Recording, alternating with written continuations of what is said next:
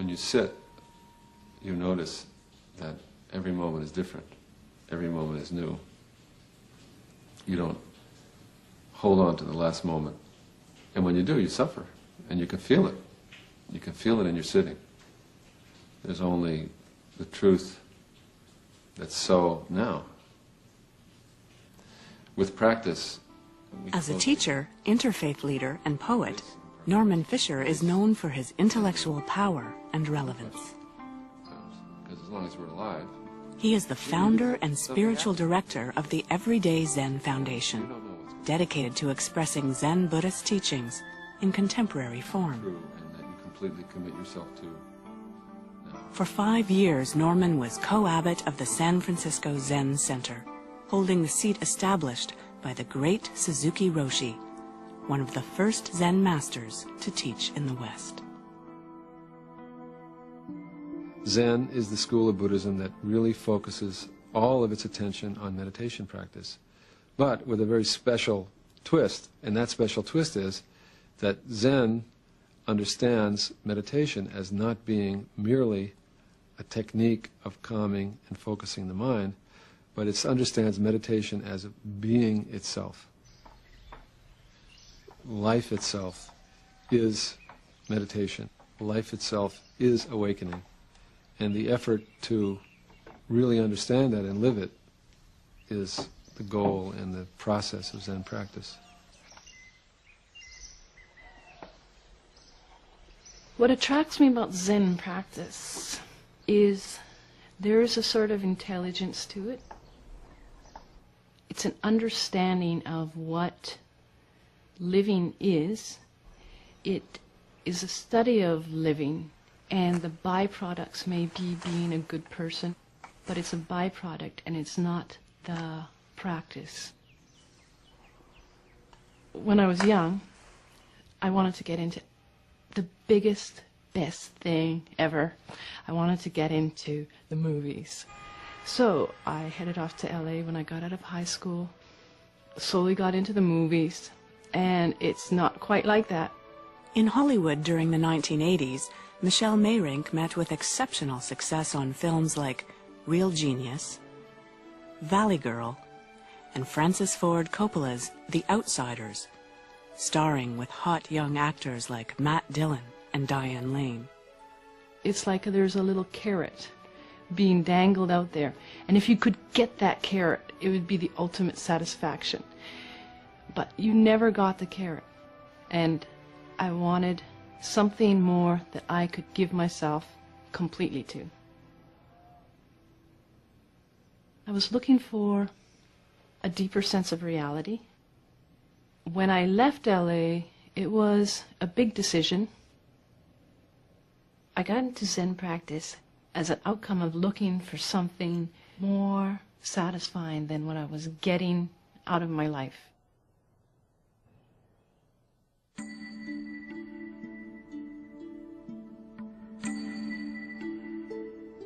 The central practice of Zen Buddhism is called Zazen.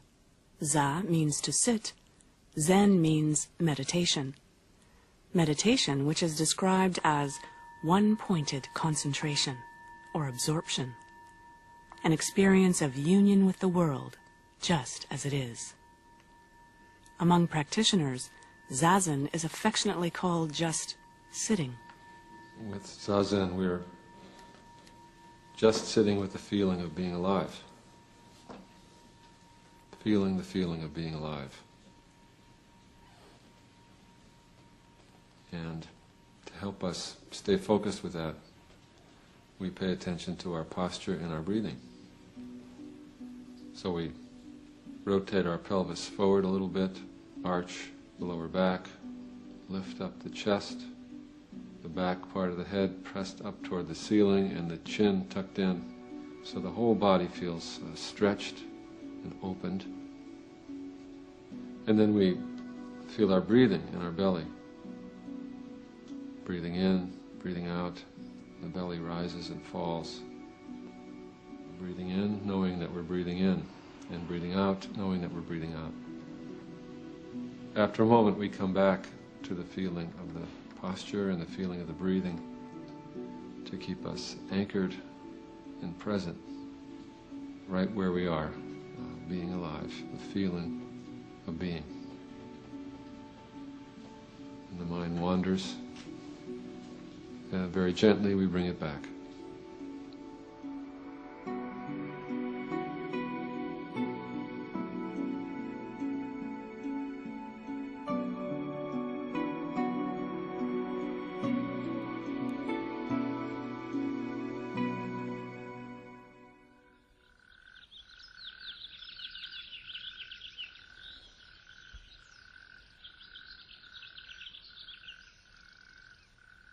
In the morning, John and I get up, we put on our robes, I'll make a pot of tea, John heads out to the zendo, turns on the heater in the winter, lights the candles, starts sitting.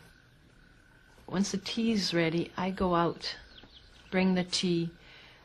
Sometimes we reverse this, but usually I bring the tea.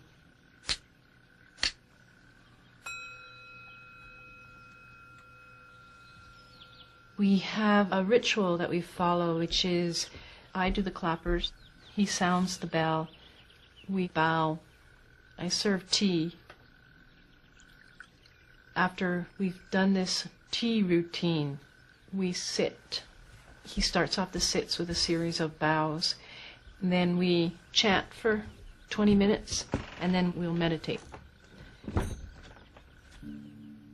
This ritual is probably the best thing for our marriage, because we probably wouldn't have a marriage without it. I don't think that's a real common bond for us.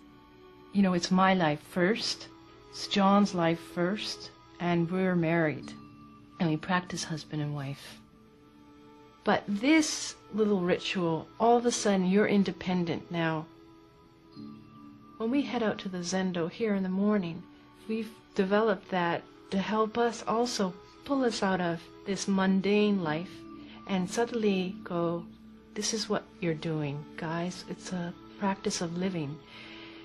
So we wear robes, which looks weird, and I've thought about that. Some people might look at that, what's she trying to prove? But it's only for me to help me get out of the morning house goat, give me a cup of coffee, the kids are driving me nuts, to good morning to the world, and I'm alive again.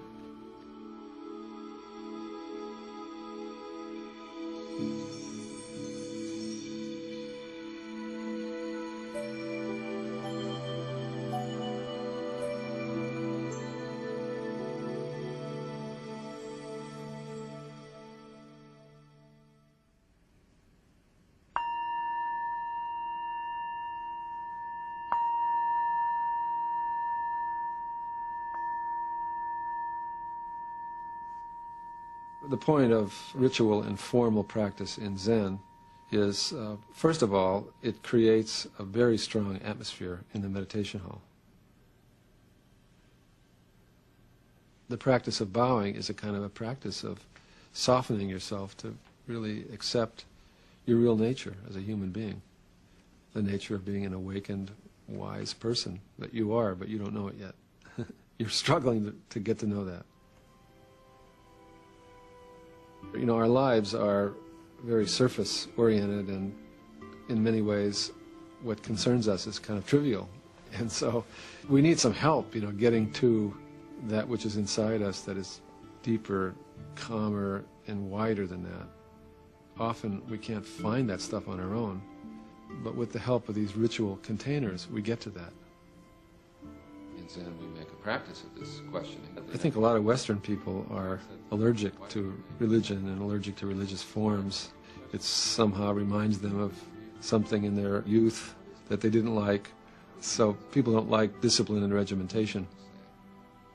The meditation hall in Zen is very strong, very quiet, very focused, very concentrated. And also, little by little, it dawns on you, very beautiful. The rituals themselves are quite transformative. You know, somehow they really touch you deeply.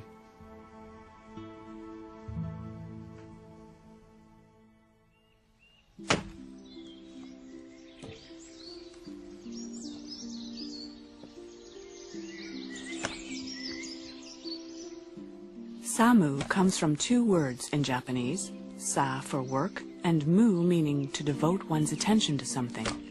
In traditional Zen monasteries, Samu is work that encourages mindfulness.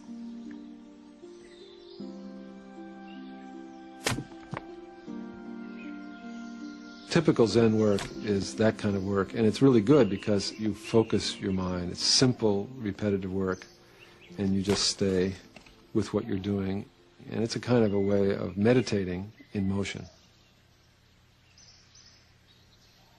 When you chop wood, you just chop wood. You give yourself completely to chopping wood. When you carry water, you give yourself completely to carrying water. And there's a kind of a beautiful appreciation and clarity and gratitude that comes out of whatever it is that you're doing. That's the point. Whatever it is that you're doing. If you really can be faithful to every moment of your experience, this is meditation.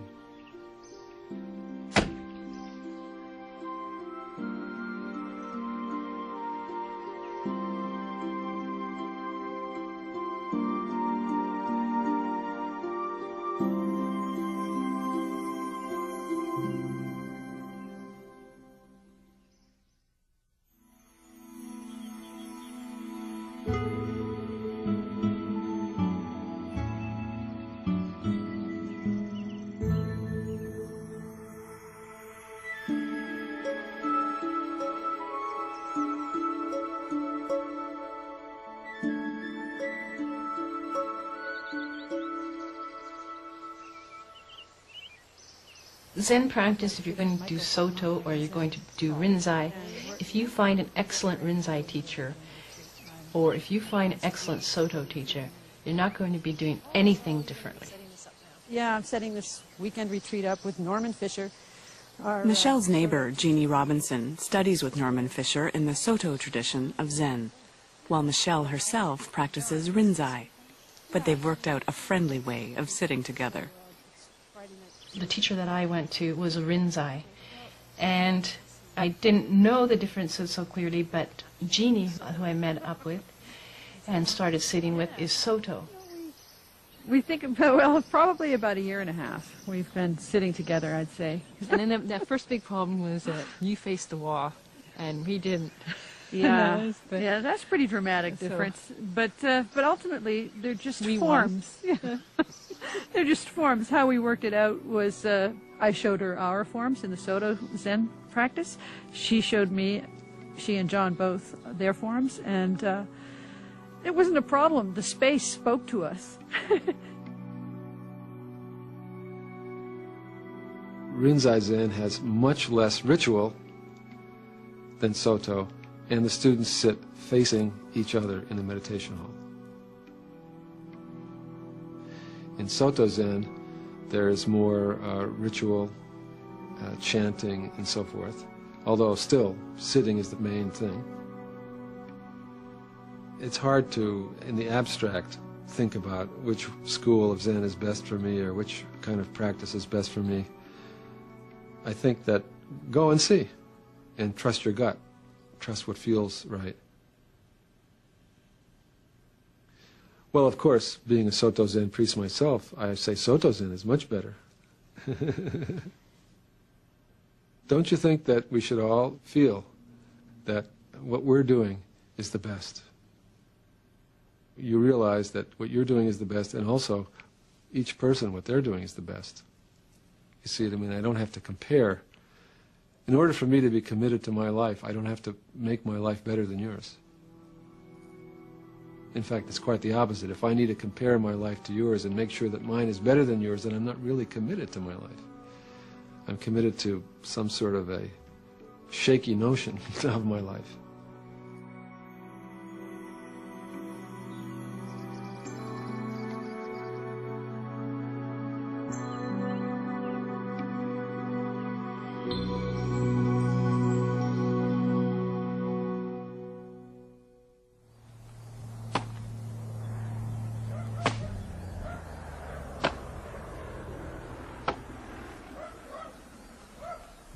Once a week, usually on a Saturday, we head outdoors and we start our work day usually as a group, and everyone has their individual jobs that they do. We carry on for as long as the kids are willing, and as they tired out, they head on inside, and John and I carry on the work. And it's something that we've done probably for the past 6 years, and they've grown up with it. The benefit that I see with them is they actually start liking work. It's not a bad thing anymore. It's an enjoyable part of our life. As much as we're able to, we try to take out the need to get the job done to the practice of doing it. And the kids love that. The kids love to do things with their parents very naturally. But it's not fun to do it with the parents when the parents are going, let's just get it done, kids, you know.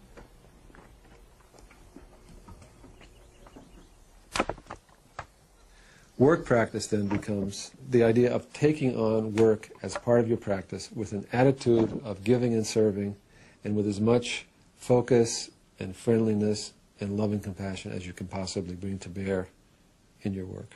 That's what work practice is.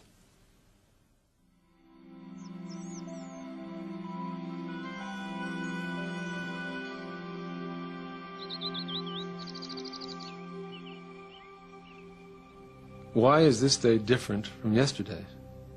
And why am I and not you or her or it?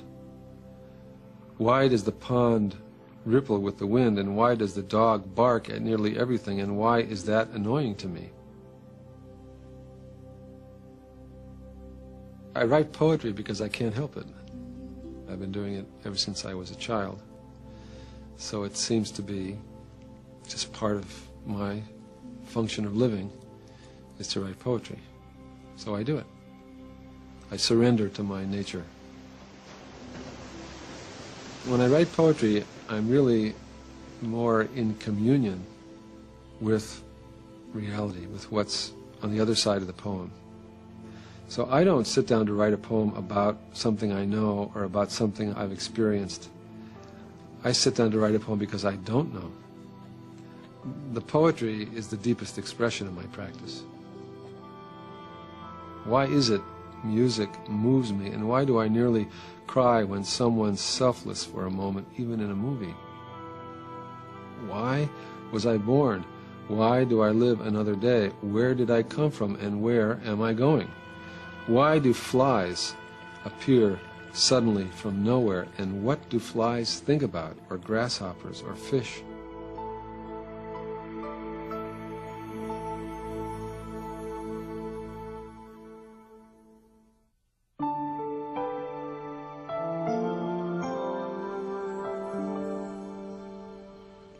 Buddha talked about suffering. The obvious suffering, not getting what you want, the suffering of getting what you don't want and not being able to get rid of it, things like that are the obvious kinds of suffering. But really the root of suffering is off balance, impermanence.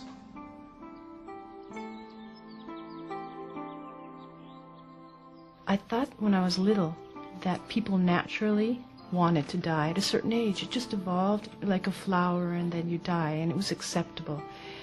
And I heard someone talking about someone that was older and they were dying and they were fighting it. And that terrified me. I was pretty young when I heard that story. And that came back to me then, and I just knew I don't want to be terrified at that moment. But it's going to take some work to get there.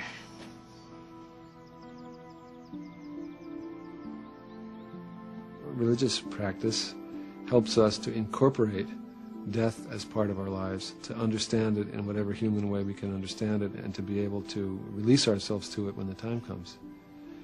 So it's a very important part of practice. But there is no such thing as death. There's only breathing in once and then breathing out and not breathing in anymore. There's only time, Death is happening every moment, right? Every moment we die to the past moment. It's over, it's gone.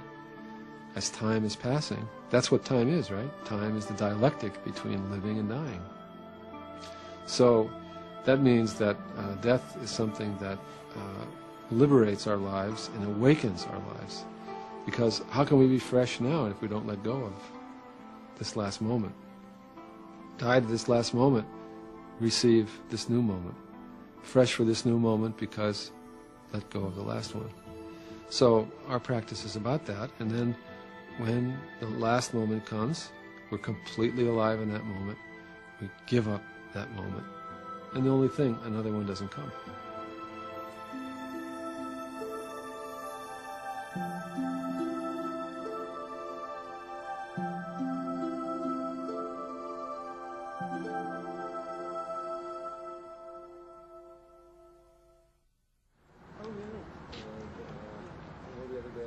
Only human beings can question their being, can question what being is, what it means to be alive. Religious practice is a device. All religious practice, not just Zen, is a device for opening up that question. Zen, for me personally, gives me a reason to live, and that's pretty important. I think enlightenment is releasing ourselves to our lives and finally saying to ourselves, yes, I guess this is my life. I guess this really is my life, and what a miracle it is. What a problem, what a perplexity, what a miracle.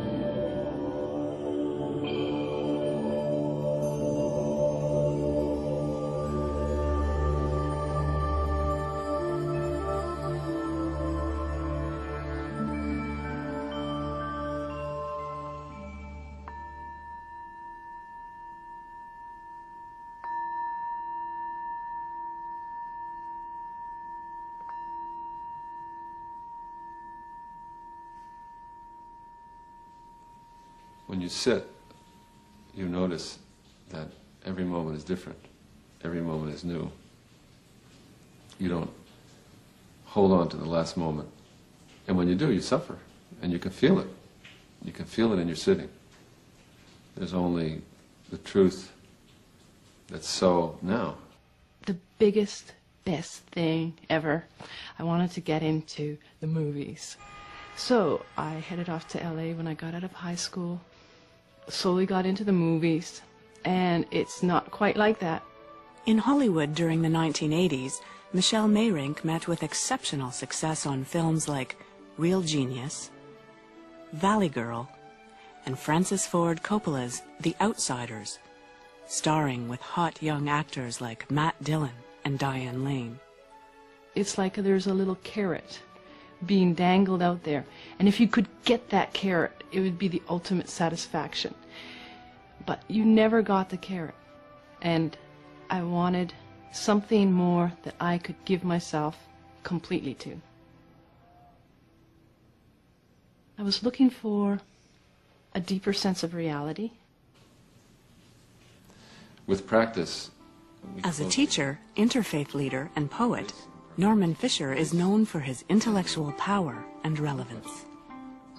Because as long as we're alive, He is the founder and spiritual director of the Everyday Zen Foundation, dedicated to expressing Zen Buddhist teachings in contemporary form. And that you completely commit yourself to. For 5 years, Norman was co-abbot of the San Francisco Zen Center, holding the seat established by the great Suzuki Roshi, one of the first Zen masters to teach in the West.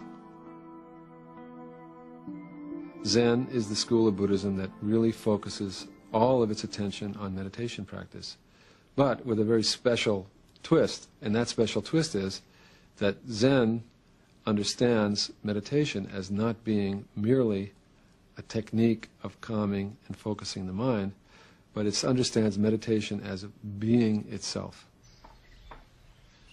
Life itself is meditation. Life itself is awakening. And the effort to really understand that and live it is the goal and the process of Zen practice. What attracts me about Zen practice is there is a sort of intelligence to it. It's an understanding of what living is. It is a study of living, and the byproducts may be being a good person, but it's a byproduct and it's not the practice. When I was young, I wanted to get into it. When I left LA, it was a big decision. I got into Zen practice as an outcome of looking for something more satisfying than what I was getting out of my life.